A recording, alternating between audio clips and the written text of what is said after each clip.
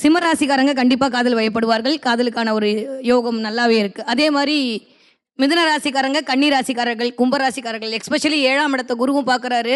Plus 2ல் ராகு இருக்காரனால மகர ராசிக்காரர்களுக்கு மறுமணம் நடப்பதற்கான வாய்ப்புகள், நீங்கள் சொன்ன மாதிரி திருமணத்தில் ஒரு சாட்டிஸ்ஃபேக்ஷன் இல்லை பிரிந்த தம்பதிகள் கூடுவதற்கான வாய்ப்பு மகர ராசிக்காரர்களுக்கு ரொம்ப அதிகமாக இருக்குது. ஸோ குட்டி கழிச்சு பார்த்தா மிதுனம், கன்னி எல்லாருக்குமே நல்லா இருக்கு. நான் வந்து இந்த வாட்டி அதாவது ஜூனுக்கு முன்னாடி ஜூனுக்கு அப்புறம் அப்படிங்கிற 2026 ஜூனுக்கு முன்னாடி ஜூனுக்கு பின்னாடி ஜூனுக்கு அப்புறம் ஓகே. ஸோ அதை வச்சு நம்ம வந்து பிரிக்கிறோம். அப்படி இருக்கும்போது மிதுனத்துக்கு இப்போ டைம் நல்லா இருக்கு. ஓகே.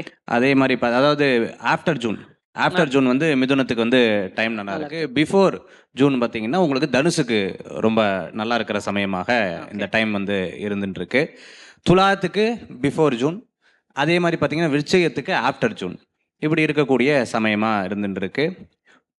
அதே மாதிரி கும்பத்துக்கு வந்து பார்த்தீங்கன்னா பிஃபோர் ஜூன், மீனத்துக்கு ஆஃப்டர் ஜூன், இப்படி வந்து இருந்துட்டு இருக்கு. பொதுவாகவே இவங்க காதல் பற்றிலாம் நிறையா சொன்னாங்க. நான் என்னுடைய இது வந்து காதலோடைய திருமணம், காதல் சம்பந்தமான விஷயத்துக்கு நான் ப்ரெடிக்ட் பண்ணுறது இல்லை. ஓகே. ஸோ கல்யாண சம்பந்தமான விஷயம், அதாவது குரு பலன் இருக்கிற விஷயத்தை நான் சொல்லிட்டேன்.